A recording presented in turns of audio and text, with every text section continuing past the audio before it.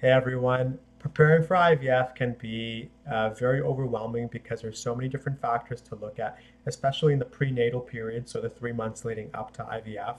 But interestingly, um, I think an overlooked part is what you're doing during the IVF cycle. So beyond, taking the medications and the recommendations that a fertility clinic gives you, what else can be done during an IVF cycle to help you to, put the success rate or probabilities more into your favor?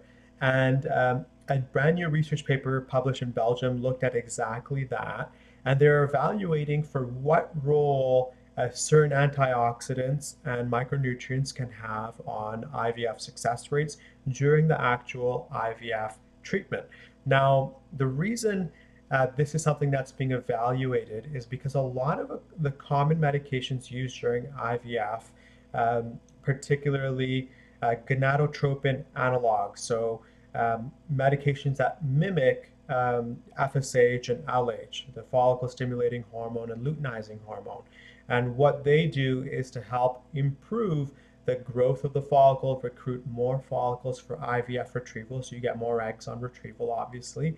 And luteinizing hormone has a role in helping to mature those follicles as well.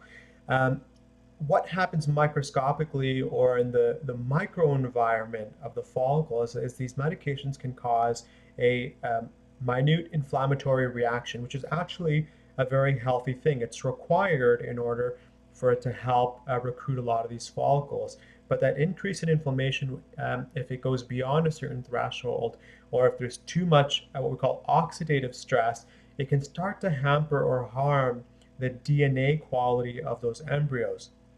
So we call it DNA fragmentation. And if DNA fragmentation levels go up, we see that there's potentially a decrease in IVF success rates. So in this particular study, what they found was that if patients took a combination of different micronutrients, one of them being selenium, and a large concoction of other um, moderate dose micronutrients and antioxidants, we saw that the chances of patients getting pregnant with a frozen embryo transfer or a fresh transfer were significantly higher compared to the group of patients that didn't take any of the micronutrients. So just to compare, um, the the group of patients that didn't take any micronutrients during IVF on average had about a 6% pregnancy rate, and the couples that did use the micronutrients on average had about 50% of a pregnancy rate, chances of getting pregnant.